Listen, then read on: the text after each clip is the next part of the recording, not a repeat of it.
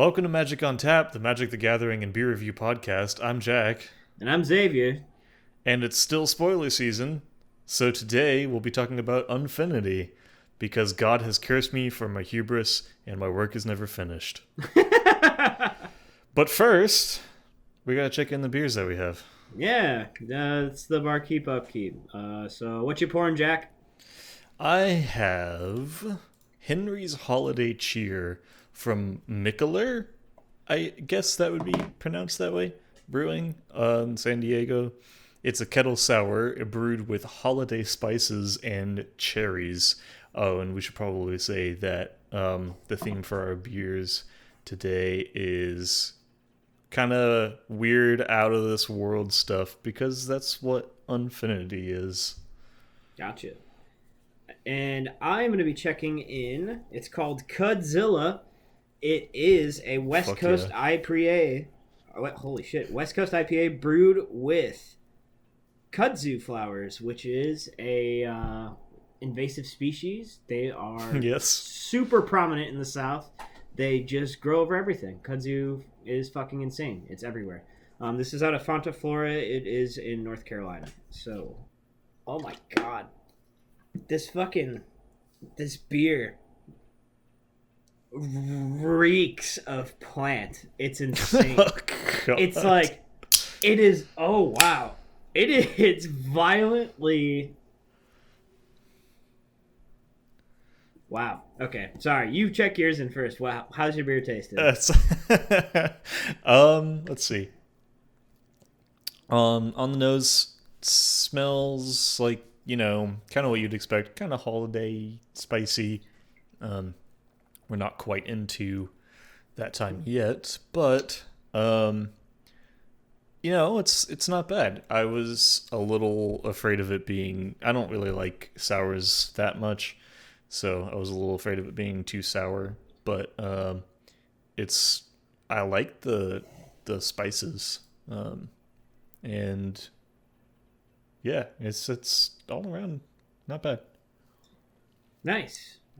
My beer is really pretty good. It's it's a true West Coast. You get a lot of the piney bitterness that you would expect, but man, this kudzu is everywhere in this beer.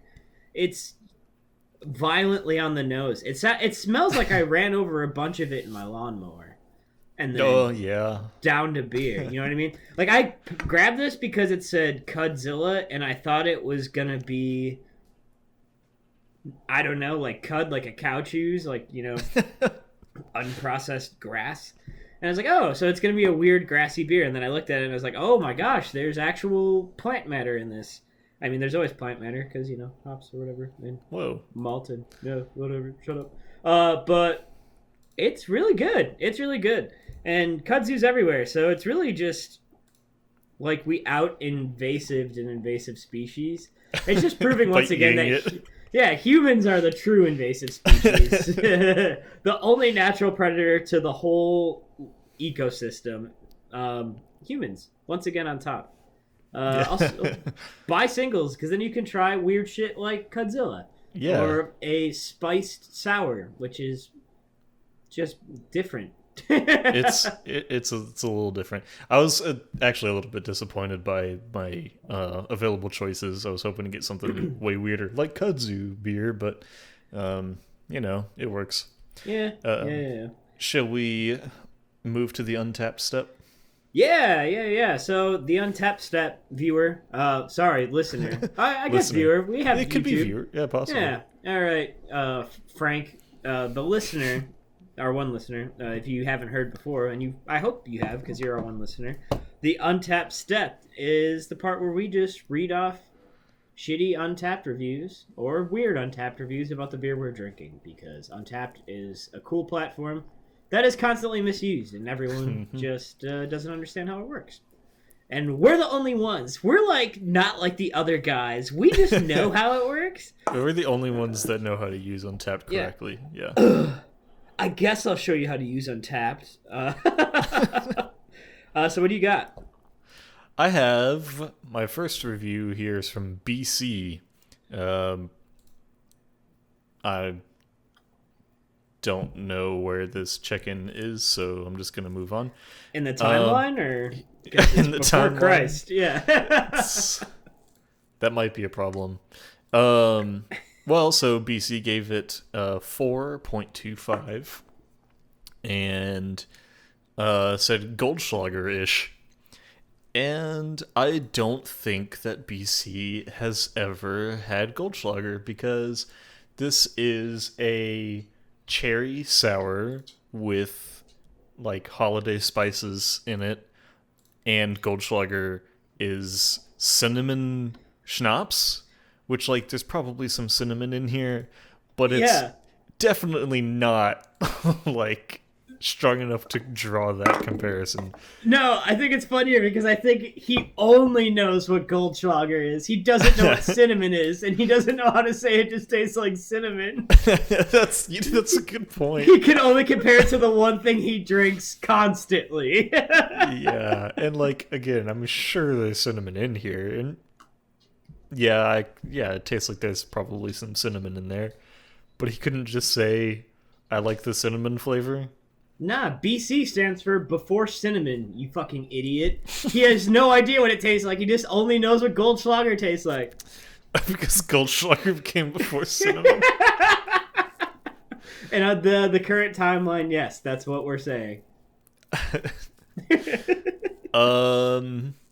Here's another one from Kaylee S. Checked in at Deja Brew, which is great. Says gave it 2 and what is that? It's one of those fucking stupid partial ones. I'm just gonna say 3. Fuck you, Kaylee. Kind of non-distinct, not very sour.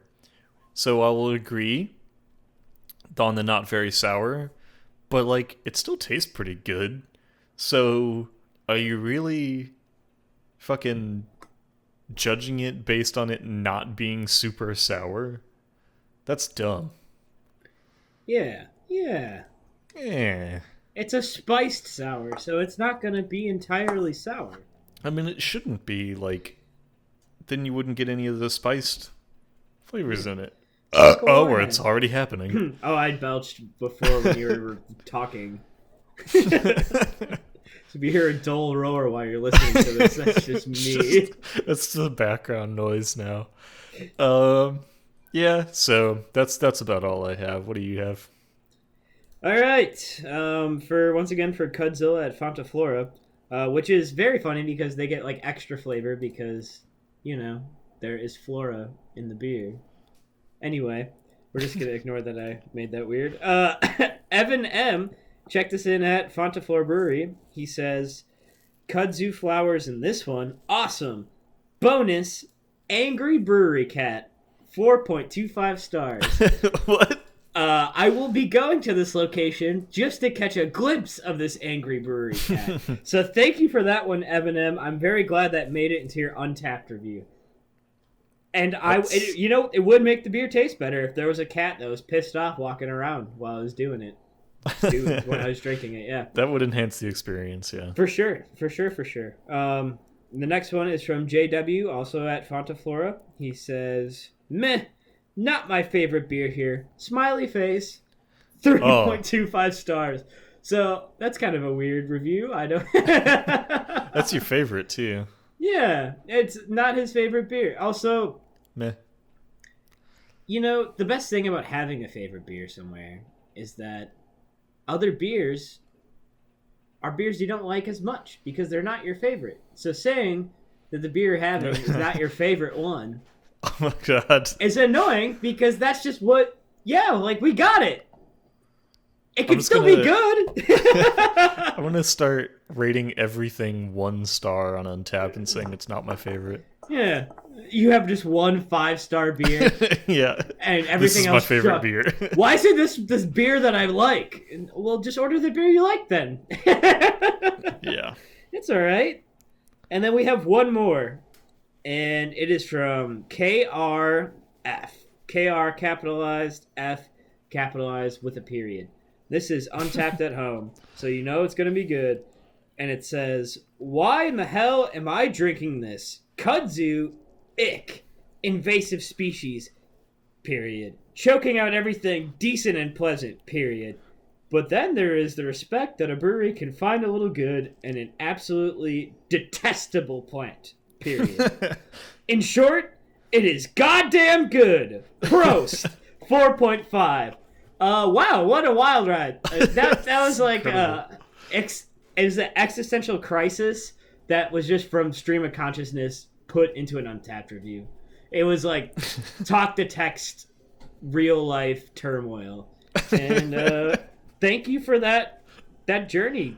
That is I love a good Untapped review that is a trip and not just destination, because usually I don't like the fucking destination. So yeah. Will you please? Oh no, you have to be added as a friend to like comment like it or whatever, don't you? Yeah, no, okay, because we're gonna get into that later. I tried very hard to comment on somebody's fucking thing because I just had questions and I couldn't do it. I couldn't figure out how to do it. So we'll get to that a little bit later. But Untapped, why can't, if you're letting me look at this publicly and everyone just assumes that strangers are looking at it, why can't strangers just comment on the dumbass shit people write? Yeah. Yes, agreed. Another Untapped tidbit I learned very recently: if a brewery does not have a beer listed, you as a user can just add that beer to Untapped. Yes. And then rate it whatever you want, and you can write whatever description you want. That is the most fucking insane thing I've ever heard in my life.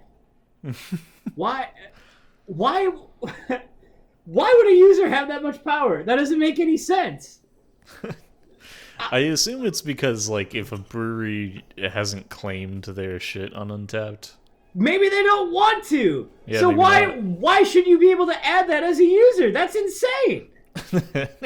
That's like, you guys aren't on here, I'll fucking add you, and then I'm gonna give you 1 star. It's just like the most pissy thing ever.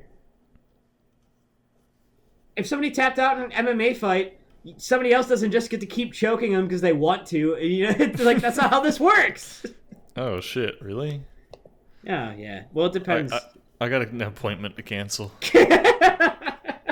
An appointment to go choke someone out that tried to tap out. That's a weird appointment. Well, look, I am an enigma. Yeah. Speaking of enigmas, if you want to see some weird shit, you should look at our Untapped page. We don't rate things like normal humans do because Untapped is a joke. So we give everything 5 stars, and then we just turn our reviews into magic card versions of the beers, and we just go off of the beer name and do what sounds right in our hearts. So definitely a trip if you enjoy magic and beer, which I hope you do, because otherwise you need to fucking unlisten to this. Not just stop listening. No, rewind your fucking brain because you're in the wrong spot. If you like wine and sounds back to me. Yeah. If you like wine and Warhammer, you need to listen to our other podcast. But yeah, check them out. That's all I got for Untapped. All right. Well, we can move on to the first main phase then. So, like I said, we're going to be talking about Unfinity.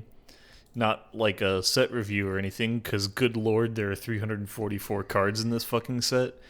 I don't think we're ever going to actually do like a full set review. No.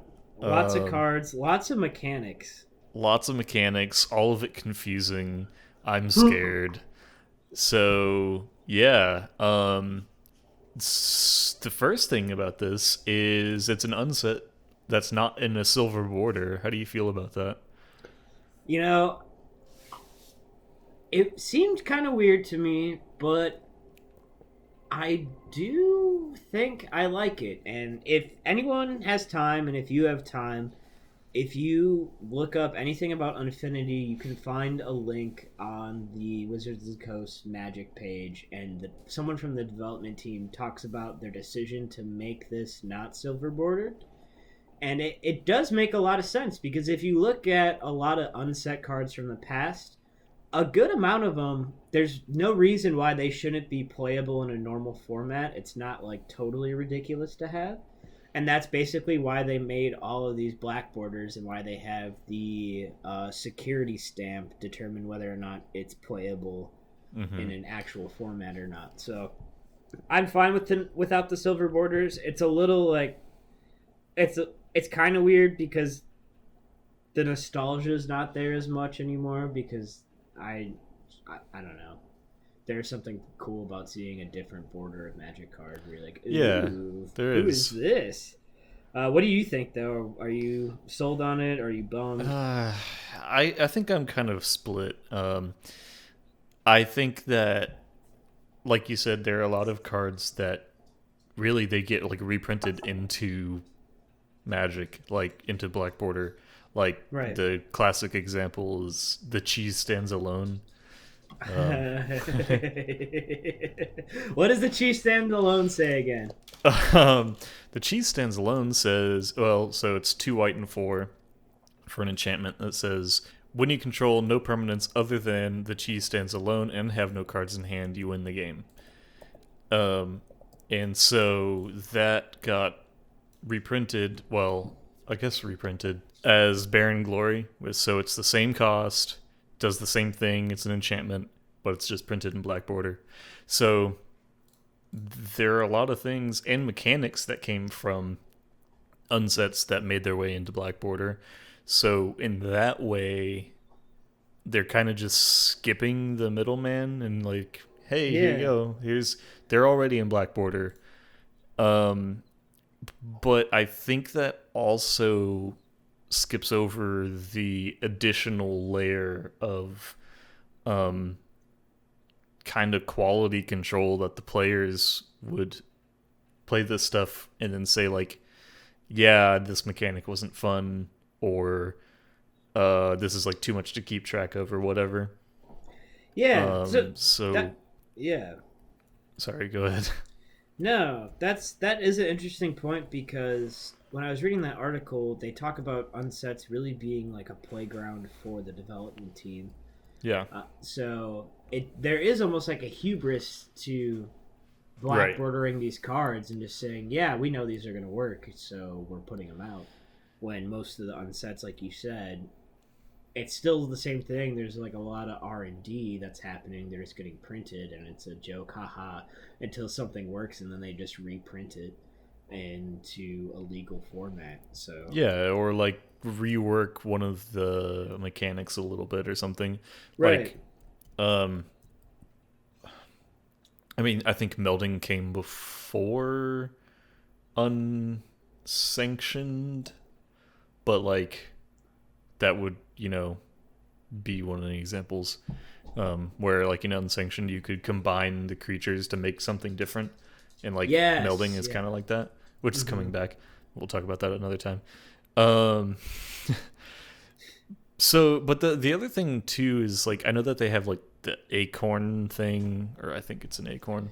Yeah, acorn. To show the ones that are not legal, or not eternal legal. Right, and that's obviously a reference to squirrels being very prominent in the unsets prior. Yeah. But it still seems like printing it straight into black border would make it more restrictive for the designers still, because like they have now, hey, we have to have this many cards be eternal legal, and so they have to design cards that will actually work and not be able to maybe make all of the fun things that they would otherwise make, like form of Approach of the Second Sun, the one that turns you into a card. Yeah. Like that's funny. And I think there are a lot of really funny cards in this too, but I think that overall I think they should have still been printed in silver border. But I agree. So when reading the article, it seemed like when they made this set, they just made the set like normal, and then somebody floated the idea that maybe we don't silver border all this. And they talk about looking at all the cards, setting up specific guidelines for what they could actually keep for what they're calling eternal legal, So that's like vintage, commander, whatever else. Yeah. And they had already made the set ahead of time, and then they went through and looked and realized that a good 25% of the cards. It's more than that. Yeah, it definitely is, but they said it was like a half or a fourth or whatever. They had no problem making actually legal in a format outside of super casual play.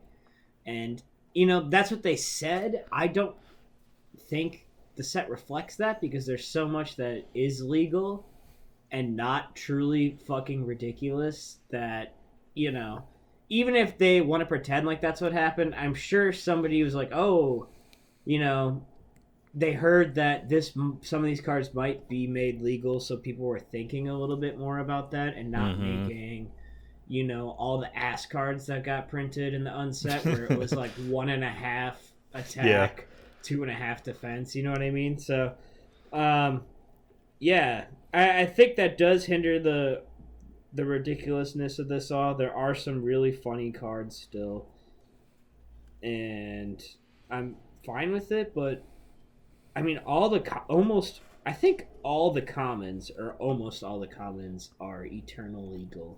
Yeah, a lot of them are. And I don't know if it's all of them, but it's a lot of them, and they all have that same mechanic. All the commons, uncommons have pretty much the same mechanic, and they're legal. All the legal ones, holy shit! All the legal ones have like the same mechanic, and it's this sticker attraction thing, which was basically contraptions in the last unset, which is why they made a new version and printed it, because they were bummed that they didn't just make contraptions a new fun legal thing that you could do in an Eternal format. I mean, I guess, but no one liked contraptions either. Like, they were it was so much to keep track of. Yeah, you're playing a lot of games. Magic is already, there's all sorts of shit going on. Yeah. It's everyone that's ever made a 1/1 counter deck and then disassembled it because they got so fucking tired of keeping track of all their triggers knows that Magic is a lot. Like, the stack exists in this game, and that's not something that anyone else has to ever fucking worry about. So yeah. I have to keep track of the stack. I don't want to keep track of whatever stupid contraption shit you're doing. Or, how many attractions do you have? Or, like... Right. So, maybe we should move on to talking about the stickers and the attractions. Yeah. So this is one reason why I think they should have been silver bordered, because I really don't like that now every Eternal format is going to have stickers in it forever. Like, right. Someone's going to roll up on you with a sticker deck, and you're going to be like, fuck you, dude! Yeah. Like, or an attraction deck, or there's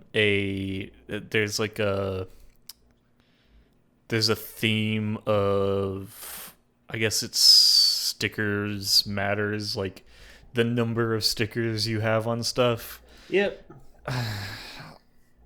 Well, like, I don't think I've seen anyone be excited about this. Like, have you seen anyone say like, oh, cool, the stickers now in Magic, that's going to be awesome?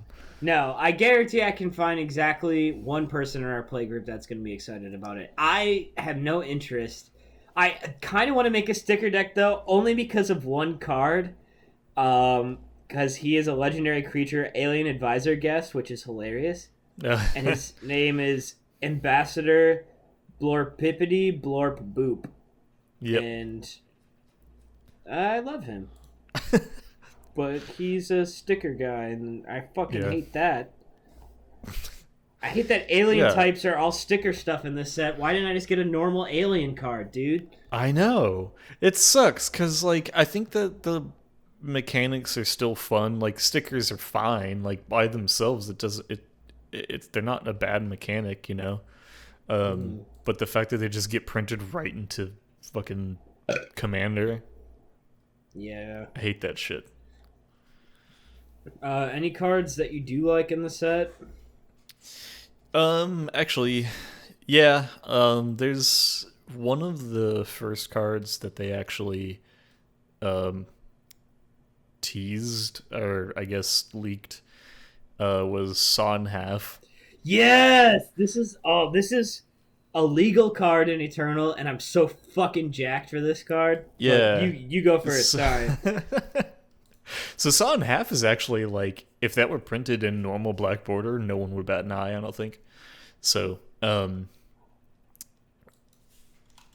have to find it. I got it pulled up. Saw in Half. Okay. 2 colorless, 1 black for an instant.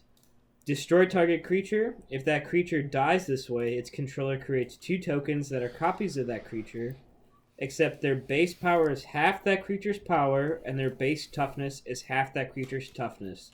Round up each time. Yeah. The flavor text. The audience always loves it, but volunteers are divided. Perfect! And it's like, it has very Rakdos energy. The card art it feels like space Rakdos. But yeah, why are you excited about this card? So the first thing that I thought of immediately when I saw it was Worm Coil Engine. Yes! Sorry, that's all I could think about with this card is Worm Coil Engine. Do you have Worm Coil Engine pulled up? Yes, I do, actually. So Worm Coil Engine is a 6 for colorless artifact creature worm. It's a 6/6 with Death Touch and Lifelink. When it dies, create a 3/3 colorless worm artifact creature token with Death Touch, and one of those with Lifelink. So if you Saw in Half Worm Coil Engine, you just create 2 Worm Coil Engines. Yeah, and so then you get the copies. You get 1 with Death Touch, 1 with Lifelink, and then you get 2 3/3 copies of Worm Coil Engine. Yeah, ridiculous. Oh my god! Oh my god! Dude. Yeah. Oh my god. So I like it for that reason. Yeah. That's it. That's the only reason That's literally. I just can't wait to saw Worm Coil Engine in half. I almost want to play a 60 card format again, just so I can find other stuff I can cut in half. I mean, you could probably do like Mirror Battlesphere. Oh yeah. So the only other I have this pulled up because I was just thinking other cards I want to cut in half. The only other card that I could find that would be really fun to saw in half is Ave Progenitor Ooze. The cost kind of sucks.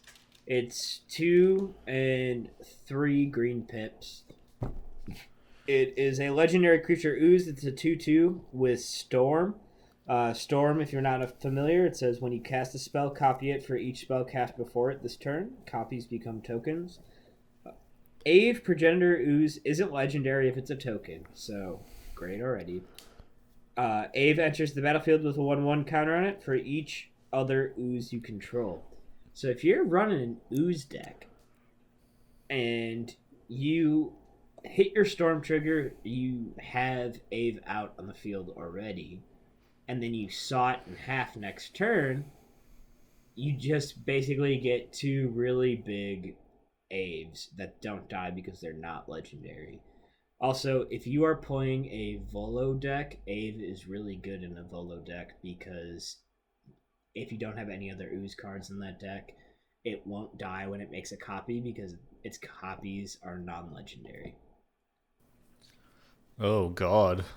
But yeah.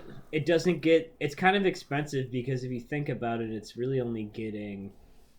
Its copy would get a 1/1 counter, so you're basically paying 5 for a 2/2 and a 3/3. So it's not super good. Oh, but you still get the Storm trigger. I don't know how Storm would work with.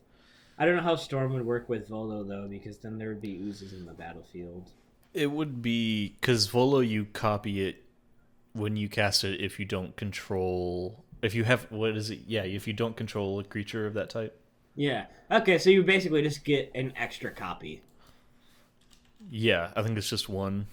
Yeah, that's fine. Yeah. So that's the only other thing that I could really think of to saw in half that would get you some sort of benefit. There has to be other things, though. Yeah, I'm sure there are. Yeah. There's all sorts of possibilities. That's a really fun one. That's the kind of stuff that I love to be legal because it really makes you think. It's a card you look at and you're just going to stare at. And if you play Magic like us, you're like, how do I make this do something stupid?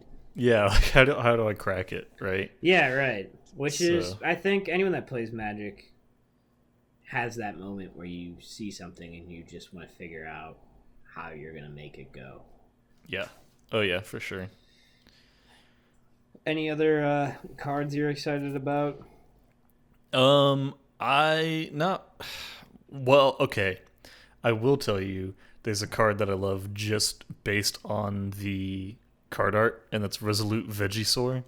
Yes, I saw that. It's this dinosaur wearing a fucking spacesuit, and just he's a green and a 2 for a 3/3 trample dinosaur employee, which is pretty funny.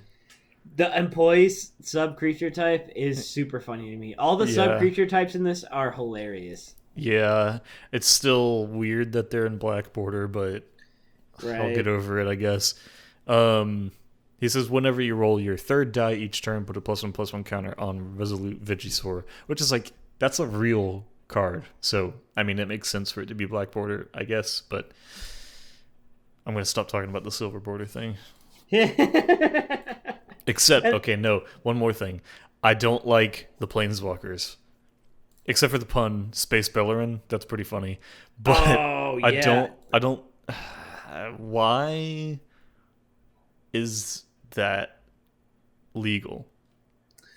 I don't know. I'm going to be honest with you. I really didn't even try and look at the Planeswalkers because I knew I was just going to be bummed out by them.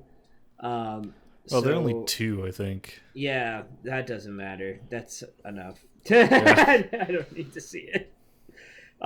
So, not into that, but Space Bellerin is pretty fucking funny. Yeah, the pun is funny. Yeah, the card is not. Yeah. I can tell you my favorite legal card that got printed and is hilarious. It is called Embiggen. It is it's a green instant, so it's 1 green. Until end of turn, target non-brushwag creature gets +1/+1 for each super type, card type, and subtype it has. So non-brushwag. Yeah, fuck brushwags. I mean, the brushwag is almighty. Yeah, he is almighty. He doesn't need any help. Yeah, we were referring to the almighty brushwag. Literally, that's what it's called. It's not a very good card, but somebody just... It's the guy that prints... It's whoever is printing the frogs off made the brushwag, too. And this card, he was like, shout out to the brushwag, fuck you, though. Yeah. And the tournament champion card is fun as well in this set. What does that one do? It's Vorthos, Steward of Myth. It's 1 colorless, 1 red. You know they always do like a human gamer card, and it's somebody that won a tournament or whatever. Oh yeah. Legendary creature, human gamer. As Vorthos, Steward of Myth, enters the battlefield, choose a named magic character. Each spell you cast with the chosen character in its name, flavor text, or art costs Wooburg less to cast. This effect reduces only the amount of colored mana you pay, which is really fun, I think. That's pretty funny. That is pretty fun. As someone who literally just 2 days ago was looking at every Squee card ever printed, and I mean every card that has Squee in it or flavor text said by Squee, this really speaks to me. So I'm glad that I'm seen. Somebody else is like, yeah, dude, we got you. The flavor text on this says, just wait. My Martyr deck isn't all Emperor Bolas. There's an Umezawa sub-theme, and that's pretty funny. Gamer is an eternal legal creature type now. Ooh. I mean, this card is not legal. Yeah. It's got the acorn. But the most dangerous gamer is. Oh, no. Yeah. It's, I mean, the name is hilarious, but Yeah. it's green, a black, and 2 for a legendary creature, human gamer guest. It's a 2/2 with death touch. No. Yeah. This one is eternal legal. Whenever the most dangerous gamer enters the battlefield or attacks, open an attraction. So that's another thing that's going to be we have to deal with. And that's why it's legal, is because all the attraction cards were legal. Yeah. So like anything that does, well, not anything, but a lot of the stuff that deals with attractions are too. Whenever you open an attraction, put a +1/+1 counter on the most dangerous gamer, which was my nickname in high school. And whenever you claim why? Because you were most likely to show up to school one day with. Never mind. I can't. It's low hanging fruit. I'm gonna show you. Yep.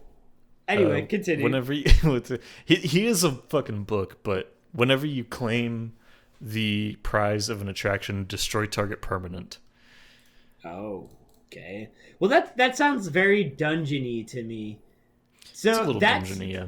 I think the Dungeons and Dragons set did a better card at making eternal legal weird pseudo cards than this did. Because it brought dice rolling back, which was a huge thing in unsets before D&D came in, and obviously they did it for the flavor. And Dungeons was that was like a weird sub-game thing that was still easy to track. Yeah. I think that was super easy to follow. If I have to play a weird sub-game, that is the most commitment I'm going to do, is like something dungeony like that, where I can just move a counter up. Or it's like sagas where you have to remember it triggers at every upkeep, something like that. The attraction stuff where I have to have a whole separate fucking deck of attractions is just a lot. Yeah. And everyone's gonna hate you. And if you play Magic the way we do, like, I already miss triggers on normal abilities, so damn, I don't want to listen to some guy talk about his sticker and fucking ticket to buy his attraction, and then he won the prize to do something. God. Like, dude, just play a normal card where that could happen faster. And you know what? It reminds me of that Pro ZD video. I know exactly, with the cow? With the fucking cow? Is that what you're talking about? Yeah, which allows me to enter the cheese tasting phase. And here we go. The black brie. Yeah. Like, oh my god, that's what this is. The developer's like, yeah, dude, we should totally do that. Oh, that's a great idea. Whoa! Untapped territory! Oh, god. It's truly Hassle the Dorkening, which is a MC Frontalot shout out. Nerdcore, what up? Yeah, we're that kind of nerd. I drink, but I'll also listen to MC Frontalot. Braggadocio slaps. Get at me. Yeah. Fucking shit, what's it called? The one where you are likely to be eaten by a grue. Yeah. I don't know, but I've played that game. The Darkness? Yes. Anyway. Yes. More about this set. Trigger Happy is pretty funny. If you haven't seen it, it is one colorless, one mountain for an instant. Choose a triggered ability, a target permanent. It triggers. You control that ability. The flavor text says, whenever you copy a triggered ability, you may do a little dance. And that's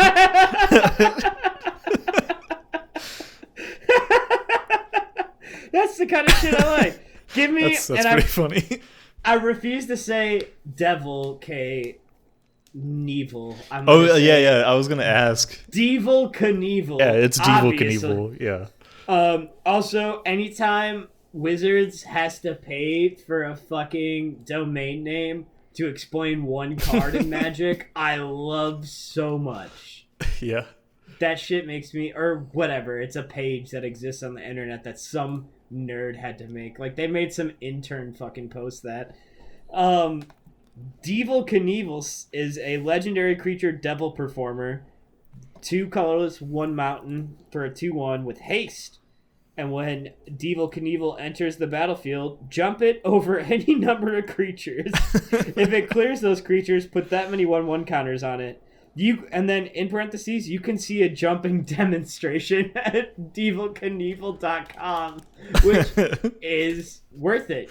It's basically like what is that? Paper football where you flick the thing. You're supposed to put the card at the end of the table. You take one finger and you flip it, and if it clears all the cards that you lined up, it gets 1/1 counters for each and every one of them. So there's gonna be a lot of people fucking up card tables, and if you drink while you play Magic like we do, there's gonna be spilled beer on cardboard. And the flavor text is "Danger is my middle name. Also, I don't know how to spell." And that's what I want. That's why I wanted silver borders, because we just wanted a whole set of that. Yeah, that's exactly why. Yeah. Carnival Barker, I don't even care about its ability, but it's creature type dog employee, which is the funniest fucking thing I've read in a long time. What? Wait, what is it? Carnival Barker, which is hilarious because it's a dog. All right, it's a dog, yeah. I'll read you what it says. 2 colorless, 1 red. Creature type dog employee, which is... Dog employee! It's like those dogs at hospitals where everyone thinks it's funny and they print off a little badge for it because it's like a care dog or whatever that just walks around and it's just nice to people. So, dog employee, he's a 3/3. I have seen this one. You tap him, you have 30 seconds to loud a creature you control to any people outside the game. Until end of turn, that creature gains trample and haste and gets +X/+0, where X is the number of those people who applauded. Activate only as a sorcery and only once. I like that it's only once, too. It's not once per turn. No. Only once. There are a few cards. Yeah, there are a few cards that say only once, too. So this is actually one thing that I really like about the unsets, where they, like, have these mechanics that would matter if you are playing in, like, your local game store. Because, there's another one that's like exit through the grift shop, which is so there are like a lot of really good names in this. It's 1 black and 2 for a sorcery. It says yell "Who wants a souvenir?" and announce the name of a non-land card in your graveyard. Each player in an ungame who can hear you may bid life. You start the bidding at 0. The high bidder loses life equal to the high bid. They copy the card and may cast the copy without paying its mana cost. If you didn't win the bid, you gain life equal to the high bid and create that many treasure tokens. So, like, you just have to yell, and then anyone can start bidding life on this card.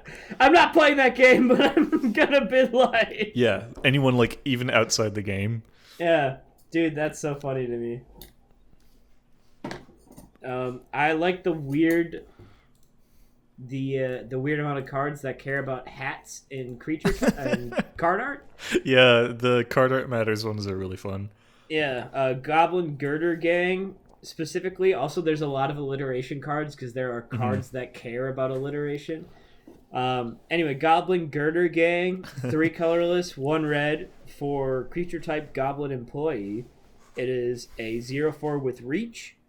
Obviously, they're sitting up on a steel girder in the sky, so they would have reach. And whenever you roll a result not stored on Goblin Girder Gang, you may store that result on it. When you do, Goblin Girder Gang deals 1 damage to any target without a hat. Which also, any target means people. You have a hat? Target. Fuck you! Yeah, you're not wearing a hat! Oh my god, that's right. Holy shit. That's so flavorful because, like, if you're not wearing a hard hat, yeah, right. That's what it is.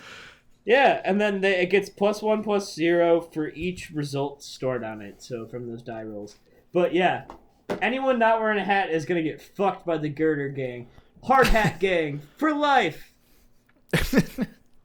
Oh, so now I have to wear hats to every game night. Yep. I always keep that thing on me. I am gonna check in another beer because I cruised through that Godzilla. Oh, all right. I mostly just like the idea of eating an invasive species. I'm really just giving back to the community. I just really care about the planet. Yeah, so, the next beer I'm checking in is another weird one. It is chocolate milk stout from Four Hands Brewing Company. It's not weird because of the style. It's weird because I'm drinking it because I'm lactose intolerant, and there's definitely lactose in this. So, we are gonna pop this open, give her a taste, and holy shit. So I specifically didn't bring anything that was in a bottle today because I didn't want to do the thing where I forget a bottle opener and have to bust it open on a can or on a fucking trash can. And then I tried to pop this can open, and I just ripped the tab off. I didn't even open it, so I have to jam my thumb through it. Incredible. And then worry about fucking taking the skin off of your thumb. Yeah, right. I don't need that shit anyway. It's fine. This beer tastes exactly like chocolate milk. And if that's something you want out of the beer, then this is the beer for you. It's pretty fucking good. It's gonna hurt me. I want my chalky milk. Yeah, it's even got a little picture of a little brown cow with a old retro milkman uniform on. Oh my god. And it says grade A, which it is pretty fucking grade A. And let's see what we got for a little Untapped views. What do we got? I have a couple for us. I think this one is the one that's weird. Oh yeah. So our first one is from Bailey F. She spells Bailey Bailee, which is insane. It is. Wow. She checked us in at the Peculiar Winery. I'm guessing it's peculiar because they have beer. And she says, drinking beer at a winery because I'm weird. She's just a quirky girl. Oh, I'm she's not like just so other girls. Weird. 3.25 stars. Yeah, so I just had to give her shit because she's just so weird. She's such a weirdo. Yeah, well, I really appreciate that she's not like the other girls. I'm the only one that can appreciate it. Yeah, totally. This one is checked in by Joe at This Beer Does Not Exist, which... Oh, sorry. This bar does not exist. Uh-huh. I have evidence to the contrary. Yeah. Go on. He says nothing on the rating. He didn't give it any sort of rating numerically. He just says, ask me how we got this can. And listener, I tried everything I could, and then I realized that I have to friend request fucking Joe, who wrote his own name in lowercase, that I'm just not going to do that. I'm not going to friend request him to ask him how he got this can, but I did try and convert on that. That's an insane thing to post. No rating, no punctuation. Ask me how we got this can. Yeah, fuck yeah, I'm going to ask you. It's got to be a story, right? Yeah. And we'll never know because I refused the...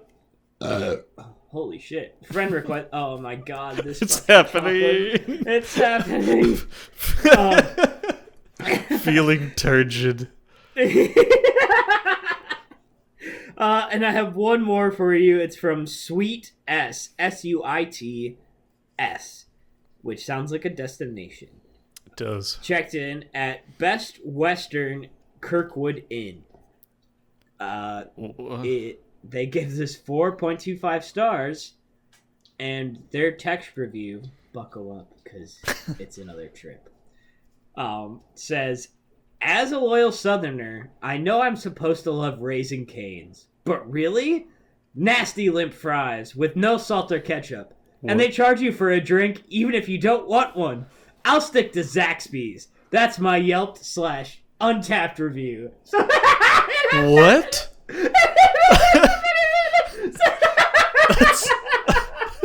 That's insane. They gave it 4.25 stars, so it's like they rated the beer numerically and then just ripped open Raising Cane's. Their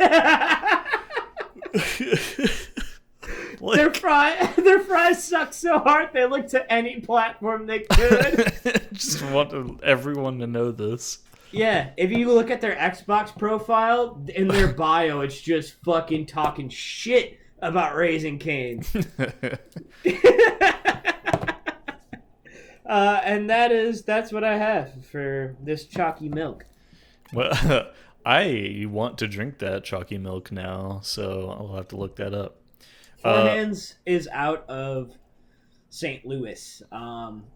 My buddy Vince, shout out to Vince. He's never gonna listen to this fucking podcast. No. Lives in St. Louis and brought a whole bunch of burr back with him. So Four Hands makes pretty good shit. I got another one from them coming up in a little bit, and yeah, have fun never having their beer. Oh my god. Yeah. Well, I will check my next beer in too. Okay.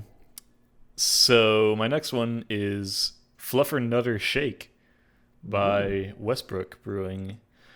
Out of where's Westbrook? I don't remember. I don't fucking know. Mount Pleasant. They're in Mount Pleasant, South Carolina. Okay. Yeah. So I really like a lot of Westbrook stuff.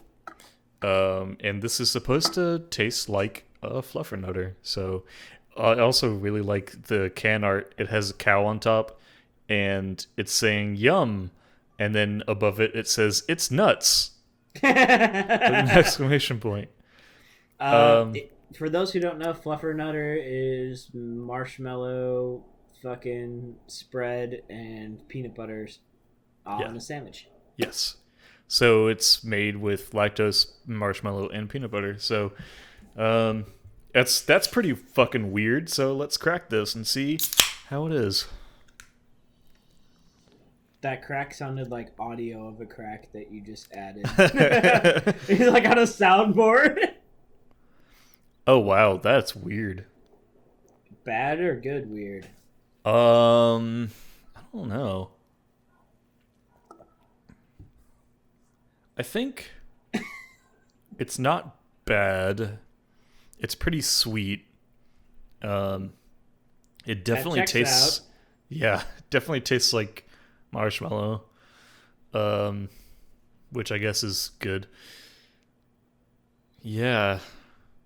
I'm going to have to form an opinion over the course of this one. But Scott T already has his opinion. And I mostly just chose this one because of the place that he checked in from, which is S Money's Mega Deck. Which is just incredible. That's like someone's house that he calls S Money. Yeah, right? Exactly. That's what I thought. He says, "This is just odd. Peanut butter, marshmallow, and IPA just shouldn't go together. Pass." But he still gave it 3.5 stars, so it couldn't have been that bad, right? Yeah, I must have blacked out. I didn't realize this is an IPA. Yes. It is. Is it an IPA or? That's fucking bizarre. Yes, truly living it's up an to IPA. the unset name. Yeah. Yeah, it's pretty weird. It's also 7%, which is pretty crazy. Which I guess makes sense because it was brewed with marshmallow, so there's a lot of extra sugar in there. Yeah, and the lactose. And the lactose, yeah. And I have one more review for this one from Peppy R on Untapped at Home. Says, "Must have missed this last night. ... That's it." So I don't know what that's about. Yeah. But they gave it 4 stars, so I guess they liked it. Yeah, I guess I should say my Cudzilla was 7%. This milk stout's only 5.5. Speaking on lactose, as someone that is lactose intolerant, I don't really care for it in beer as a whole, and that's not entirely because I'm lactose intolerant. I just don't necessarily like a whole bunch of fucking additives to stuff. Yeah. And I think I have served enough people beer that doesn't have lactose in it, but it has vanilla in it, and people ask me if there's lactose, and I'm like, no, it's just vanilla, because I think vanilla gets you a lot of the same tasting characteristics as lactose does. Yeah. You might not get the same mouthfeel, but you can still, there's still like a sweet, silky taste of vanilla. So, I just, yeah. I mean, obviously in a milk stout, there should be fucking milk, because, that's the name. Whoa. Lactose in an IPA is fucking bizarre. Not a fan. Yeah, I lactose in pretty much anything other than like a milk stout. I'm not the biggest fan of. Yeah, I guess that's really what I'm getting at. Unless it's got milky in the name, I don't know why we're putting milky in it. Oh. That's my wife. She says milky all the time. I want my milky. She used to. Oh man, she's convinced that I gave her lactose intolerance because she wasn't. It's fucking contagious. Yeah, when she wasn't when we were dating, and I used to call her the milk monster because she would eat a whole box of Kraft Mac and she would pour herself this goblet. It was an absolute two-handed goblet of milk. And we used to date long distance, and I'd be talking to her, and her eyes would roll into the back of her head. Oh my god. And she would down this fucking chalice of whole milk. She would just, in the middle of talking, she would forget what she was doing and just zone out and like slam this filthy fucking whole milk goblet. And now if she looks at that shit, it ruins her insides. And that's how she probably fucking developed it from doing that shit. She used it all up. That's the curse of being a Wisconsinite. We both from Wisconsin, lots of dairy everywhere all the time. I'm convinced I just use that shit up. Your body said that's fucking enough. They're like, oh God, again? No, we can't do this. We have to stop doing this. But it feels so good. God.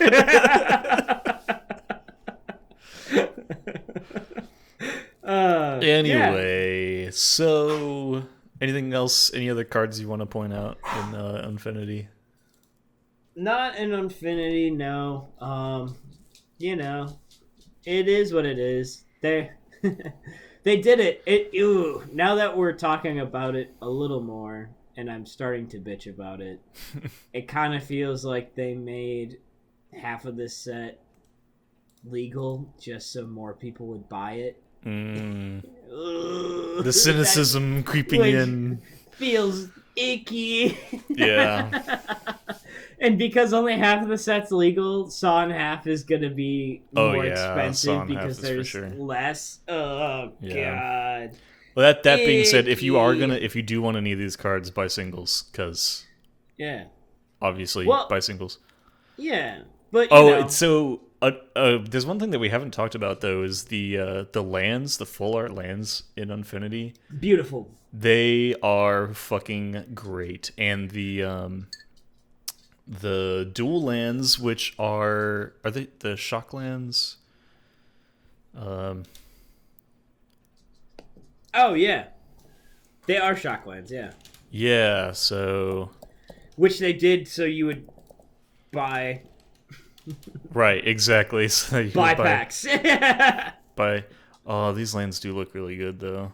Yeah, maybe you should just buy packs. I might have to buy. I'll just buy like $1.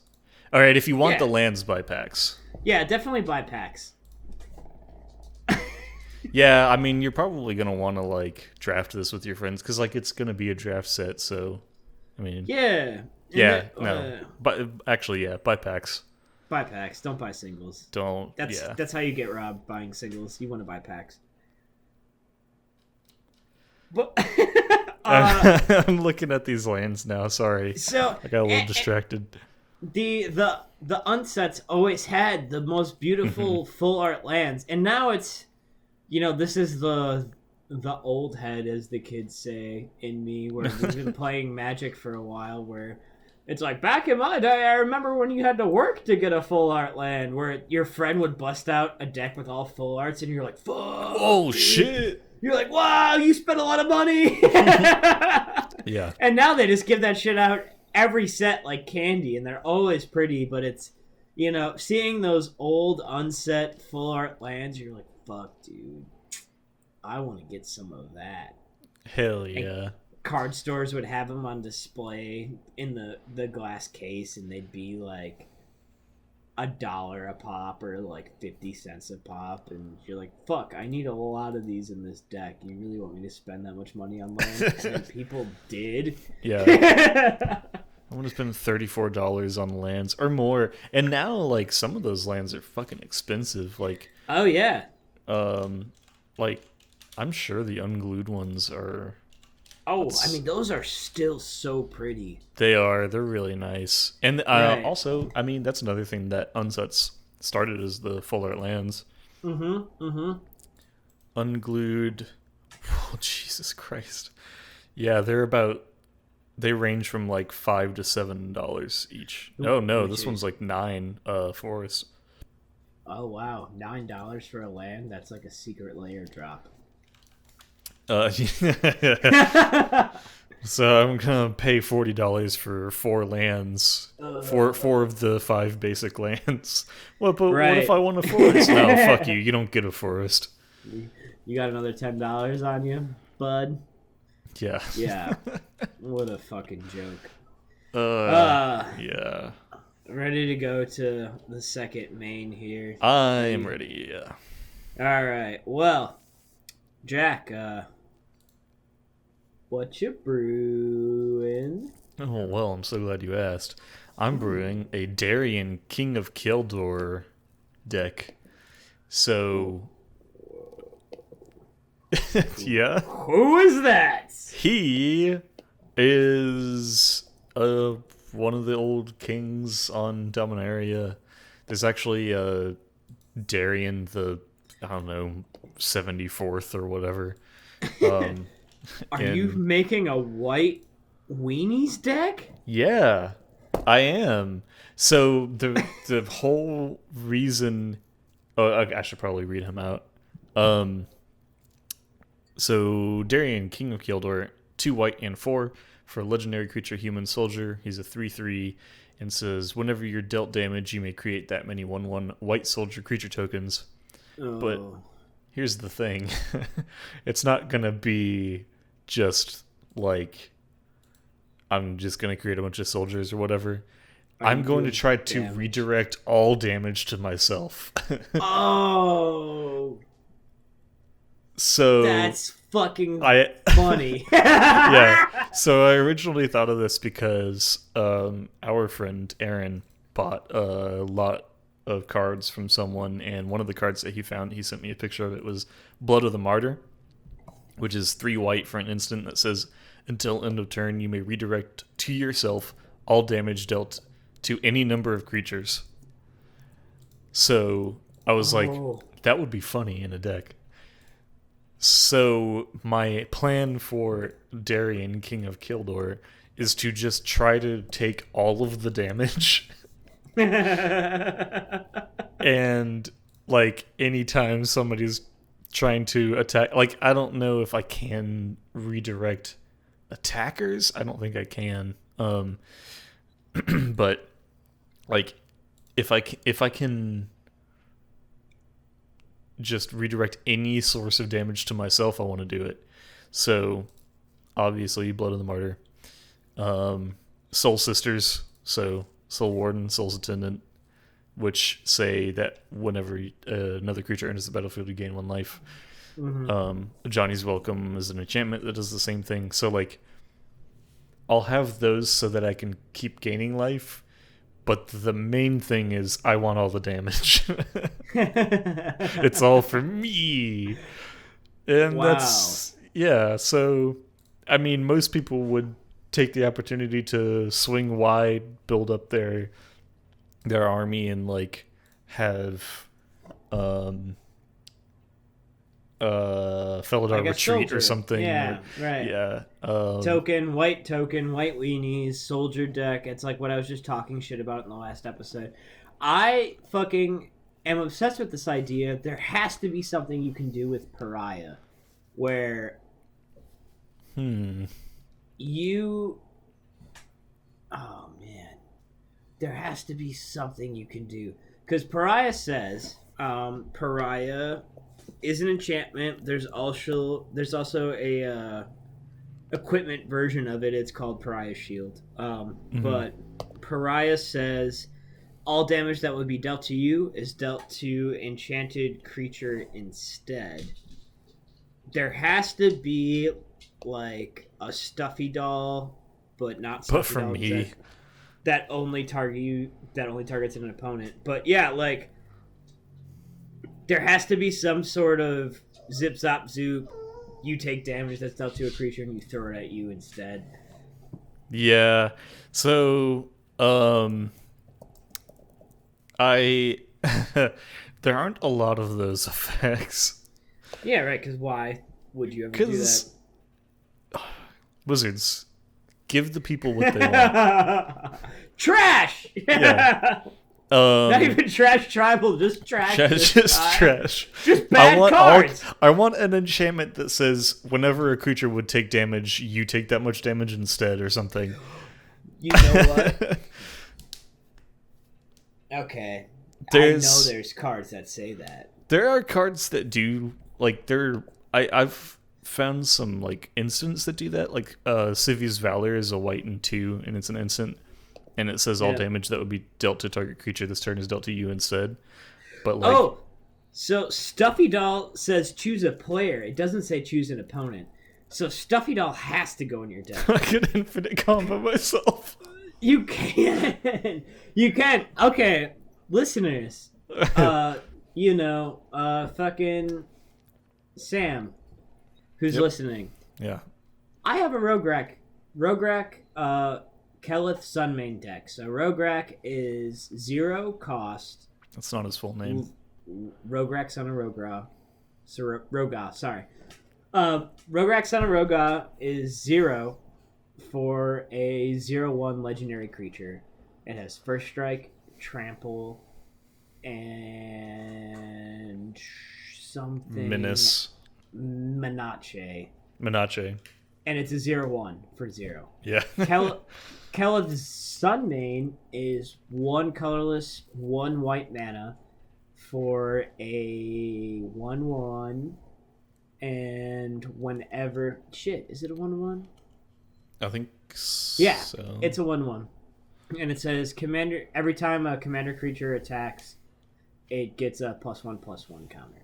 So, in this deck... My first 2 turns look exactly the same every time. Yeah. It's turn 1, play Rograk for free. Turn 2, play Kelith Sunmane and swing with Rograk and just keep doing that. So Rograk gets bigger every turn. That is a distraction. So I can set up the long game, which is basically every iteration of Stuffy Doll I could find. Anything that when it takes combat damage, it deals damage to a person or a player is stuffed into this deck. And they're like all in Boros, like red and white. They're all in Boros. So, there is a white enchantment. It costs 1, which seems fucking dumb. It's called Guilty Conscious. Whenever enchanted creature deals damage, Guilty Conscious deals that much damage to enchanted creature. Stuffy Doll says... let me fucking pull up Stuffy Doll. Whenever Stuffy Doll is dealt damage, it deals that much damage to the chosen player. And when it enters the battlefield, you have to choose a player. So, the idea is, Stuffy Doll gets hit for 1. It deals 1 damage to someone. Guilty Conscious is like, oh, you dealt damage? You're going to take 1 damage. Stuffy Doll is indestructible. So, you just do that infinitely. Because it's indestructible. Well, until the target dies. Yeah, and Stuffy Doll, like, Brash Taunter is... I love Brash Taunter. Brash Taunter is like an untargeted version of Stuffy Doll. You don't have to pick a player. And you can make Brash Taunter fight people. He's indestructible. So, any indestructible card that, when it's dealt damage, it deals damage, will go infinite with Guilty Conscious. And it really doesn't take a whole lot to do. Let me tell you. So yeah, Jack could just infinitely hurt himself in front of everyone. He would get infinite soldier tokens and die. Yeah. Stop hurting yourself. No. Oh, that's the deck name. Stop hitting myself. Yeah, Oh, it's great. God. Totally on board. If you wanted to make it a competitive at all, you could just add stuff that cared about soldiers, but that's probably not going to happen. I mean, the problem is I don't think there are enough cards in mono white to redirect all damage to myself. Right. You would have to get, it'd have to be like white, and artifact heavy, probably. Probably some artifacts, yeah. So I'm still looking at it. I don't know if it's going to be able to do exactly what I want, which is hurt myself. But I thought it was a fun idea. Yeah, that's pretty fun. So, Xavier. Yeah. What you brewing? I am brewing a Brea Ethereum Shaper deck. God. She is a legendary artifact creature, human, interesting, 4/4, and mana cost is 1 white, 1 blue, 1 black, 1 red. I really don't give a fuck about her ability. I'm picking her as a commander because of her commander cost. I'll read off the ability for fun, just so we all know what Brea does. When Brea Ethereum Shaper enters the battlefield, create 2 1/1 Blue Thopter artifact creature tokens with flying. Mm-hmm. Pay 2, sacrifice 2 artifacts, choose 1. Brea deals 3 damage to target player. Target creature gets -4/-4 until end of turn, or you gain 5 life. Pretty good card, right? Yeah, obviously, really fucking annoying. You want to do like artifacts with that, and it's very easy to do in those colors. And that's like, that's 4 of the 5 colors, yeah. Yeah, it's pretty cool. Yeah, like it's fun. Yeah, whatever. That's not what we're fucking doing with this card. We are gonna do a very specific hate deck where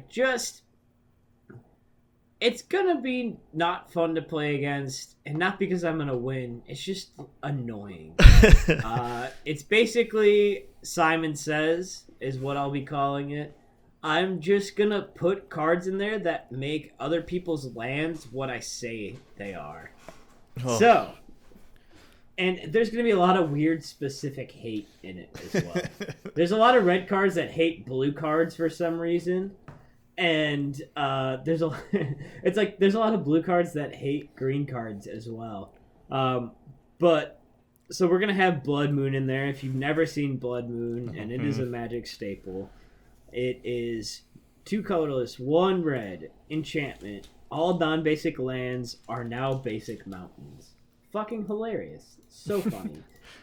You should play Glaciers in that too. Have you seen that? Oh yeah, that's part of the reason why this is a white, blue, black, red deck, because of Glaciers. Glaciers Enchantment, 2 colorless, 1 white, 1 blue. During your upkeep, pay a white and a blue, or destroy Glaciers. All mountains become plains. So you have Blood Moon out. It turns all non-basics into mountains. Then, since these trigger at upkeep, right? Oh no, Blood Moon just says that. Yeah, and Glaciers just says that. Yeah. Either way, you're turning all non-basics into mountains, and then all of those become plains. Yes, I wish there was a way to turn plains into something else. Yeah. Just have the full circle. Yeah, so it's just going to be a lot of that. There's a lot of blue cards that say, a lot of old blue cards say weird shit. So like Magical Hack. Change the text of target permanent or spell by replacing all instants with 1 basic land type with another. Mm-hmm. Or replacing all instances of 1 basic land type with another. And that doesn't say until end of turn. Yeah. You just suddenly change that shit. And yeah, so we're going to have weird make lands, not lands stuff. I'm going to have a lot of, if this target's a blue permanent, you're fucked. We'll probably have some land destruction stuff. Unfortunately, Tsunami is a green card, but there are blue cards like Boil, or I think it's Boiling Waters, which Boiling Seas. Boiling Seas. It is a red sorcery that destroys all islands. So you can. Oh my god. Okay. So yeah, that sucks. if I play Stormtide Leviathan, which is a creature that will make all lands islands in addition to their other types, I can then just destroy all islands, and then nobody has lands, including yourself. Yeah, right. That's super funny. So you can load it up with like dorks, with mana dorks, and with like mana rocks. Yeah.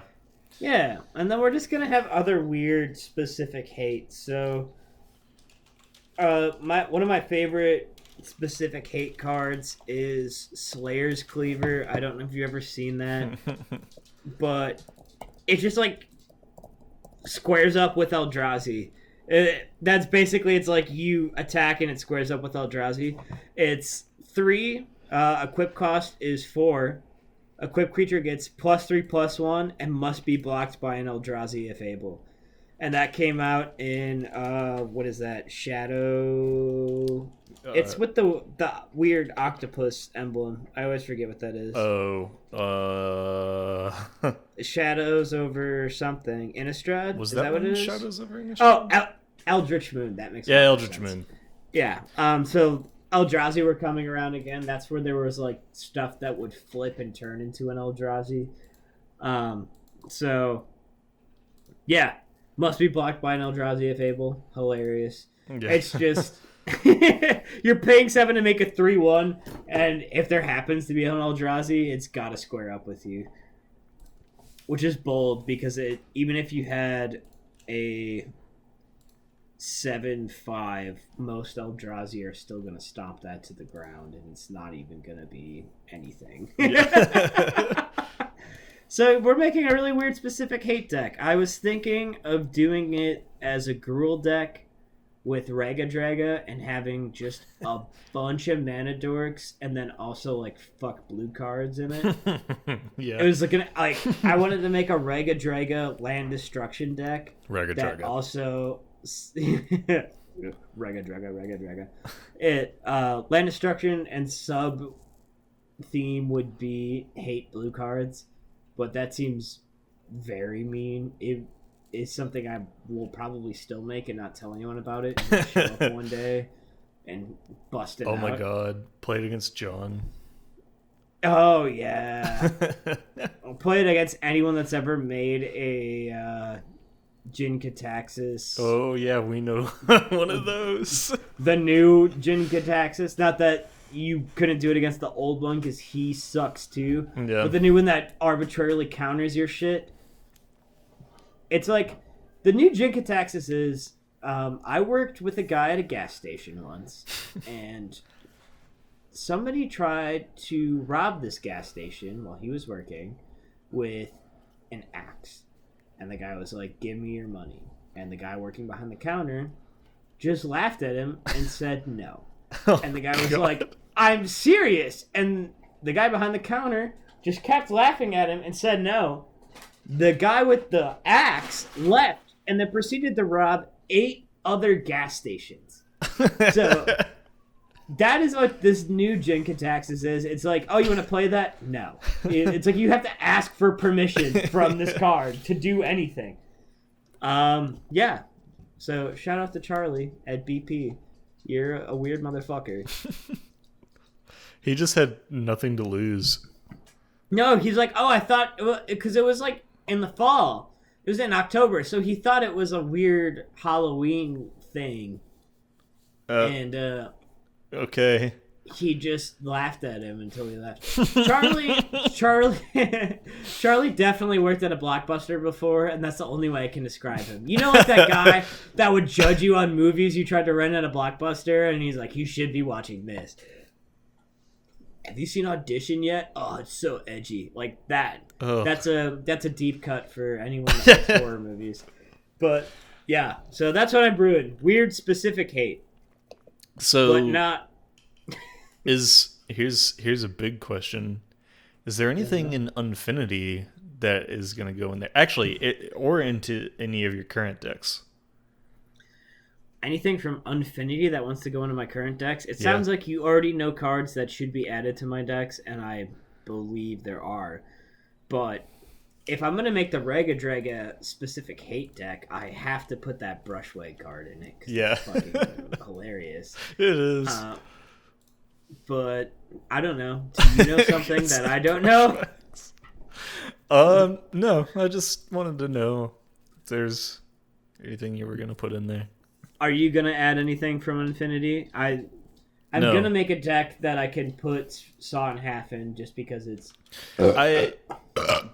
I do kind of want to make one that I can put Saw in half in. But, yeah, no, I like... Oh, my God. No, I don't think there's anything that I'm going to... So, what is interesting... Oh, wait, no. Yeah. If you saw in half something that is 1 power and toughness, you get a 1/1 still. Yeah, you get 2 1/1s, right? Yeah. Okay. What about a Grixis casualty tech? Or a Grixis copy target instant or sorcery? I bet there's a way where you could zip zop zoop make a bunch of 1/1 tokens with Saw in half. You could exile it with your hand with from your hand with shit, what's that card?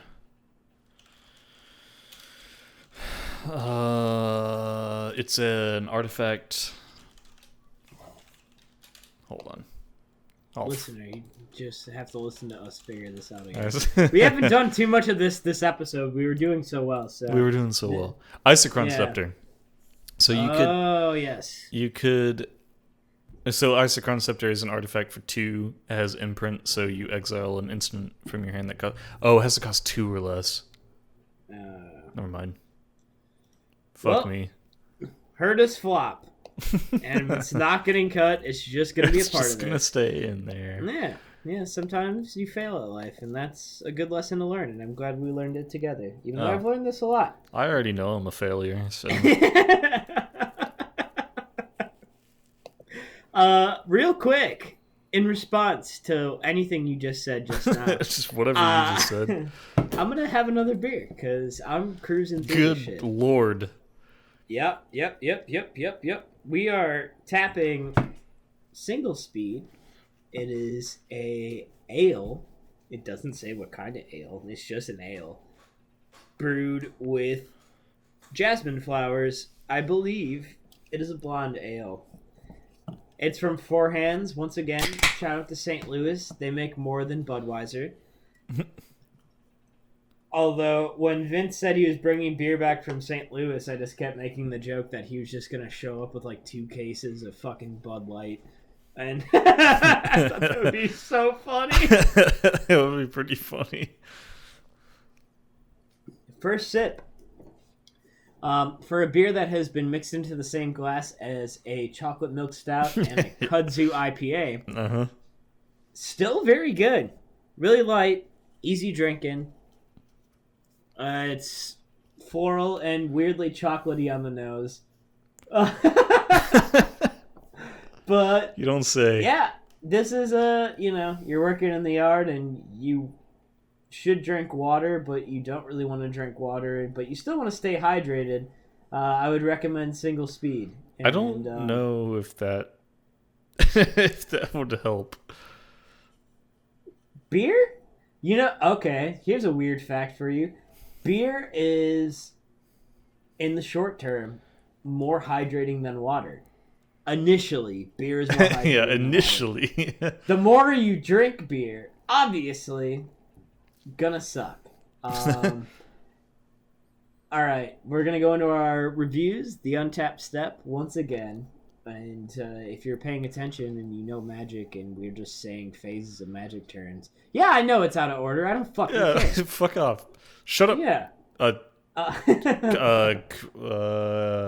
texted you some weird thing. I'll explain it in a second. Wait, you texted me some weird thing? Yeah, you should get your phone because this picture is going to be relevant in a second. So, our first review, Chad D from Pie Pizzeria says, no rating. He doesn't rate this beer. He just says, accidental beer. I like beer. Which is great. I love that review. Yeah. Half of my beers are accidental. Yeah, this whole thing is like, there's a story here. He checked in at a pizzeria. He got a beer, but he clearly was not intending to drink. And he still checked it in, and he's like, yeah, I got a beer on accident because I wasn't trying to get beer, but I like beer. And that's all I need. Yeah, great. Yeah, Chad, fuck yeah. You fucking killed it. You are a Chad. Yeah. The next check-in is from Laura B. She gave the beer 3.75 stars. She's yeah. She said it's just so mean. It's so mean. It's a single beer for a single guy. And the picture is her my God. holding a beer up in front of this guy that was just not trying to be in a picture.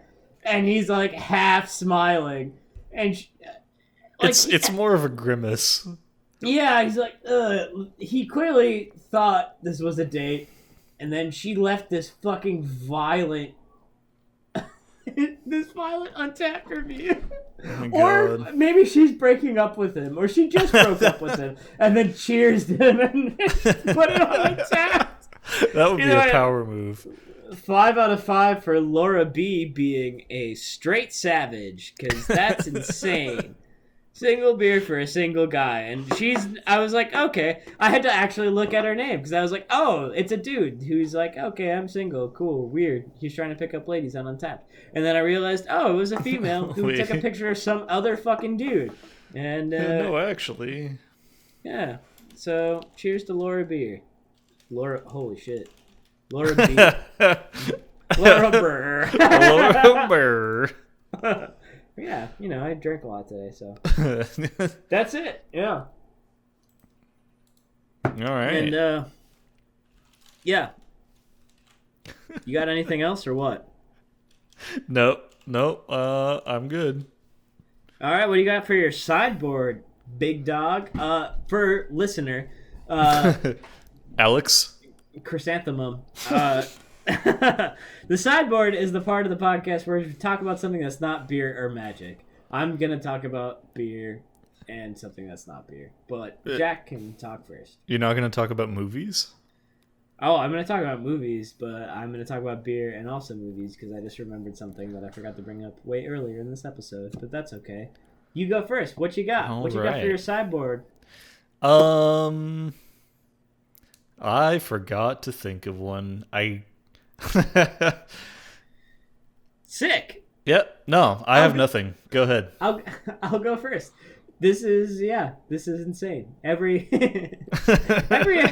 episode, I think Jack's like, yeah, I'll just whatever. It's just not beer and magic. I got something else, and then he doesn't.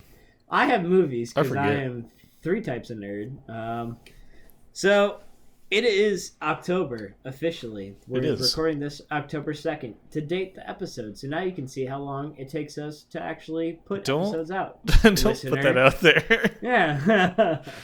Olivia, you can find out how long it takes because you're eagerly waiting for our episode to drop. You're just sitting. That's the one thing that our one listener looks forward to.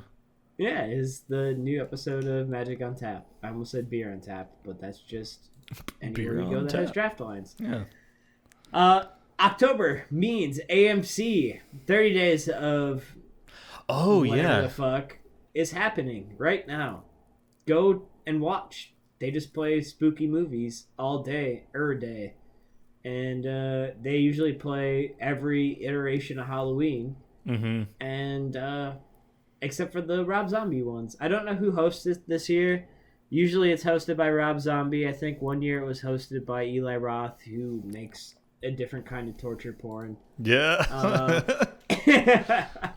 But I love it. It's great. That's how I got introduced to a lot of horror movies when I was younger. I was always super, super scared of spooky movies. And then seeing the TV edits, I kind of got over it a little bit. And then I also just learned that life is scarier than anything that can be in a movie. But yeah, it's Spooky Movie Month. So go to AMC, watch that shit. Also, we're probably going to do an episode about it, but the Great American Beer Festival is happening this week. Results are going to be in this week. They've already done their tastings. If you're not familiar with the Great American Beer Festival, basically every brewery in the United States that can afford to send in beers sends in their shit. It's judged. Brewers get notes on beer that they sent in. Basically, what they're looking for is beer that is closest to the style that it's being submitted to. So you submit a Goza, there are qualifications for what makes up a Goza. The person that wins is going to be something that they thought was closest to the Goza style. And that's kind of a bad example because there are breakdowns for that. There's like contemporary Goza, there's like traditional. It's broken down to a lot of different categories, but it's a really, really big beer competition that happens every year. It's mostly an excuse for brewers to go hang out, see people they haven't seen in a while, and have a fucking beer. That's what I like about beer over wine, is that there's not this pomp and pretentiousness to it. There's a lot of, like, beer's meant to be shared. There's a reason why a style of beer is just called a table beer, because it's meant to sit out for people to fucking have, you know? So looking forward. I can't wait to see the results. We'll probably try and shoehorn in an episode on the results from JBF, or at least throw it in with the next Magic spoiler episode, because I guarantee there's one coming around the fucking corner. I don't even know what it is yet, but I know it's happening.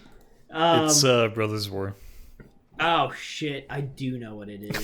Yep. We're just looking at cards from this the other day.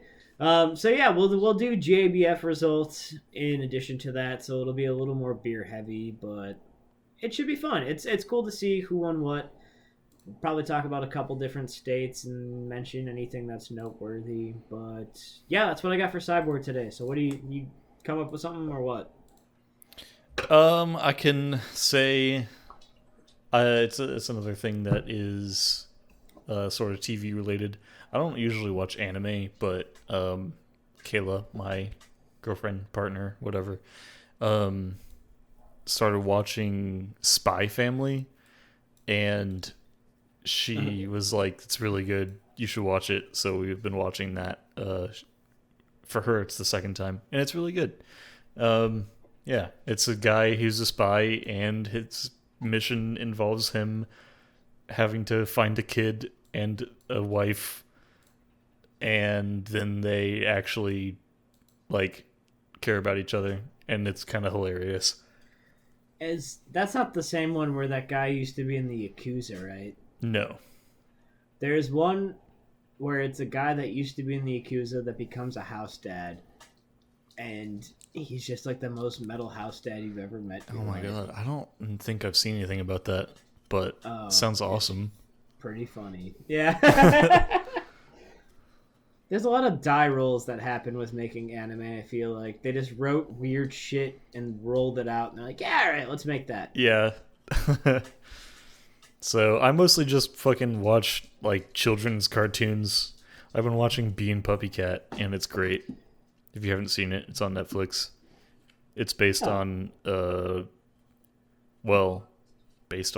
like a readaptation of a series that was on YouTube originally. And it's great.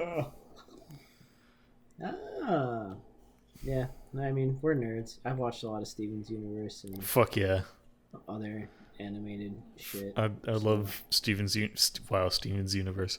I love Steven Universe and I had a all other fucking children's cartoons. I had a Gem Sona for a while, so it's fine. Fuck yeah. Hell yeah. Yeah. What? Tell me all Cool. about it. I want to know. My Gem Sona? Yes.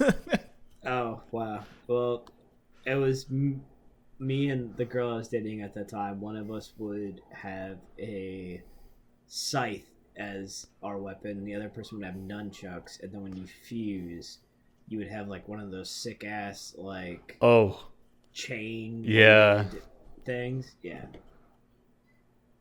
But she sucked, so we don't need to talk about it. Steven Universe, still pretty good though. It's great. If you haven't seen the movie, fun. you should watch it. And Sick. Steven Universe Future. Yeah.